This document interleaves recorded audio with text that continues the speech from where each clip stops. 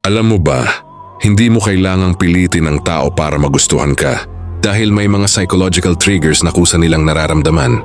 May mga taong sa nila ang pag-ibig ay kailangang habulin, kailangang ipilit at kailangang i-manipulate para makuha ang gusto nila. Pero ang hindi alam ng karamihan, ang attraction ay hindi basta choice lang. Ito ay isang combination ng subconscious psychology, emotional signals, to behavior patterns na madalas hindi natin napapansin. Halimbawa, may mga tao na kahit hindi masyadong attractive sa paningin ng iba, pero sobrang captivating pa rin sa isang tao. Bakit? Dahil ang utak natin ay hindi lang tumitingin sa itsura, kundi sa energy, consistency, emotional safety, at perceived value ng isang tao. Dito pumapasok ang tinatawag ng psychology na attachment response, yung automatic na pagkapit ng utak natin sa taong nagbibigay ng emotional stability at curiosity at the same time. Ngunit may isang malaking misconception ngayon. Akala ng iba, para magustuhan ka ng isang tao, kailangan mong magpanggap, maglaro ng feelings, o gumamit ng dark psychology tricks. Pero ang totoo, mas nagwo-work ang kabaligtaran. Kapag mas totoo ka, mas consistent ka, at mas marunong kang magbigay ng space at respeto doon, mas lumalalim ang attraction. Kasi ang utak ng tao, natural na nahuhumaling sa hindi easily available, pero emotionally safe. And sa video na ito, ipapakita ko sa iyo ang mga psychological principles kung paano talaga nade-develop ang attraction to hindi para manipulahin ang tao, kundi para mas maintindihan mo kung paano gumagana ang emotions. At paano ka makakabuo ng connection na hindi pilit, hindi toxic at hindi delusional. Sign number 1, ikaw ang gusto nila kausapin kahit walang dahilan. May isang bagay sa psychology ng attraction na hindi agad napapansin ng karamihan. Hindi ito yung lagi kang chinachat o lagi kang kinakausap dahil kailangan ka, kundi yung mas subtle at mas totoo, yung kahit walang reason bigla ka na lang naiisip ng tao. Bigla ka nila gustong kausapin, bigla kang magiging part ng araw nila, kahit walang importanteng dahilan.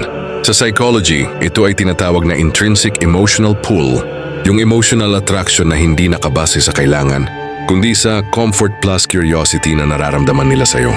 Paano mo malalaman na ito ang sign? Simple lang. Kapag ang tao ay hindi lang consistent sa pakikipag-usap sa'yo dahil may kailangan sila, kundi kahit sa mga random moments ng buhay nila, ikaw ang naiisip nilang i-message.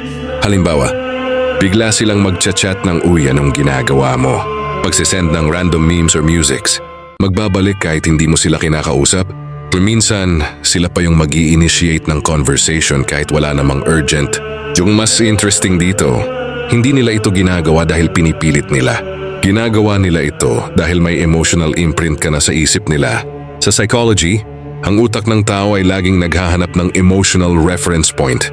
Ibig sabihin, kapag may tao na nagbibigay ng comfort, excitement, or kahit simpleng curiosity, automatic na hinahanap siya ng utak. Pero may twist dito. Hindi ito nangyayari sa lahat ng tao. Hindi lahat magiging emotional reference point ng isang tao. Kaya kapag ikaw ang nagiging dahilan kung bakit sila biglang nagre-reach out, kahit walang rason, ibig sabihin may emotional connection na nabubuo sa subconscious level nila. Hindi ito nabubuo sa pagpapanggap. Hindi ito nabubuo sa paghabol. Hindi rin ito nabubuo sa pagpilit ng atensyon. Nabubuo ito kapag may natural kang presence na hindi overwhelming, hindi needy, pero may impact sa emotions nila. Kaya mapapansin mo, mas naa-attract ang tao sa mga taong hindi sila kinakabahan kausap, pero may something na hindi nila ma-explain. At dito madalas nagkakamali ang iba. Akala nila kailangan nilang maging loud, funny, or perfect para magustuhan sila. Pero sa totoo lang, mas malakas ang attraction kapag ikaw ay calm, consistent, at inipilit magpa-impress.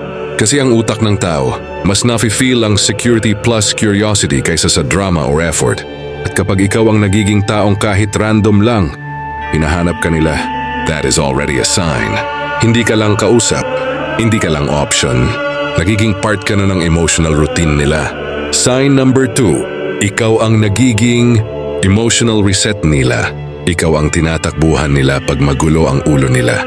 Ito ang isa sa pinaka-underrated na signs ng attraction sa psychology. Hindi ito tungkol sa pagiging favorite person sa masayang moments, kundi sa mas tahimik at mas mabigat na bahagi ng emosyon ng tao. Kapag ikaw ang taong bigla nilang naiisip kapag pagod sila, stressed sila, confused sila, o emotionally drained, may nangyayaring mas malalim kaysa simpleng pag-crush o pagkagusto. Sa psychology, ang tawag dito ay Emotional Regulation Association, kung saan ang utak ng tao ay naglilink ng isang specific na tao sa pakiramdam ng calmness, relief, o emotional stability. Ibig sabihin, hindi ka lang basta kausap nila, ikaw yung state changer nila. Yung tipong galing sila sa toxic na usapan, stressful na araw, o magulong isip, tapos bigla kang lalabas sa isip nila na parang automatic escape button. Halimbawa, kapag bad mood sila, ikaw ang gusto nilang kausap. Kapag walang gana, ikaw ang unang chine-check. Kapag may problema, ikaw ang safe space na hinahanap nila. Kapag confused sila sa emotions nila, ikaw ang gusto nilang lapitan kahit hindi nila alam bakit. Yung dito nagiging interesting ang psychology ng attraction. Dahil ang utak ng tao, hindi lang basta naghahanap ng magandang tao or fun kausap.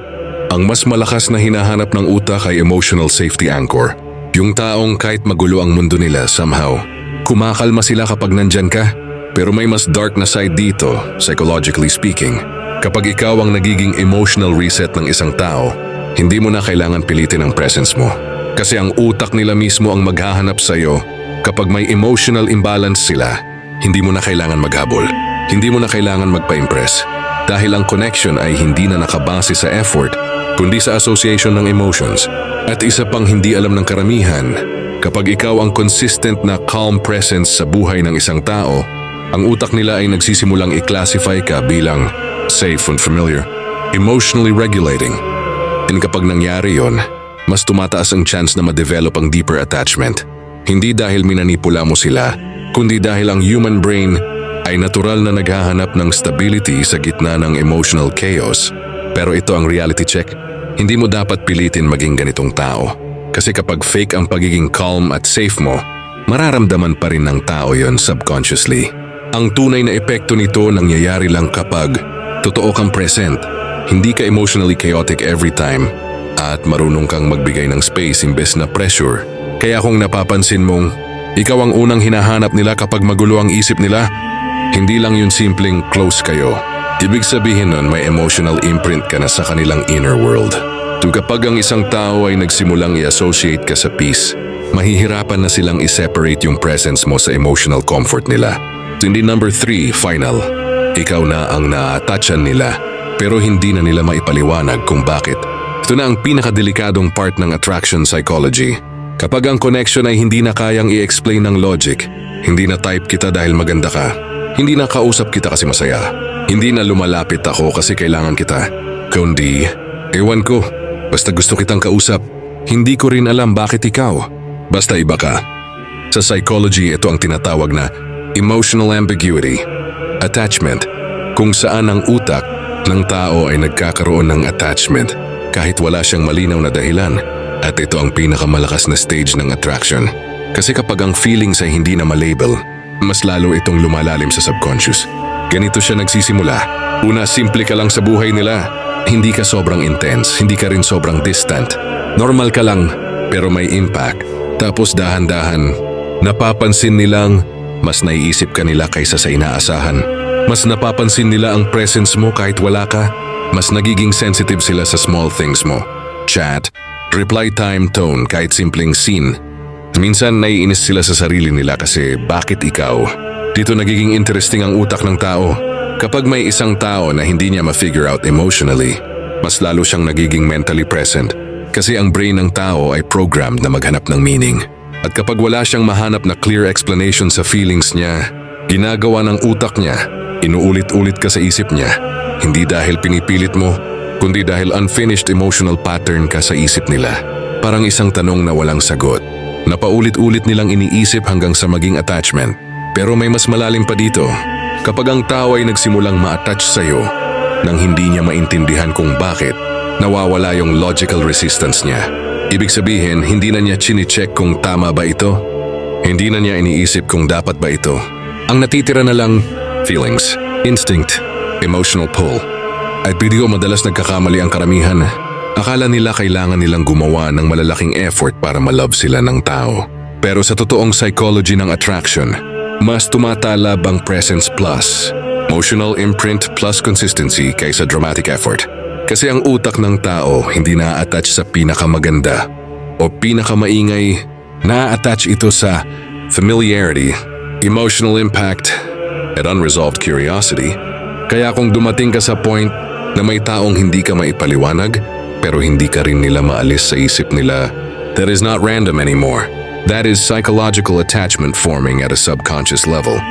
Pero ito ang pinaka-importanteng reality check. Hindi mo ito dapat gamitin para manipulahin ang tao. Kasi kapag ginamit mo ang emotional attachment para kontrolin ang feelings ng iba, nagiging toxic ang connection. Ang tunay na healthy attraction ay nangyayari kapag pareho kayong comfortable, walang mind games, and may respect sa emotional boundaries. Kasi sa huli, mas tumatagal ang taong hindi mo kailangang lituhin para lang manatili. Kaya ang tanong ngayon, minamahal ka ba nila? O ikaw na ang naging habit ng isip nila?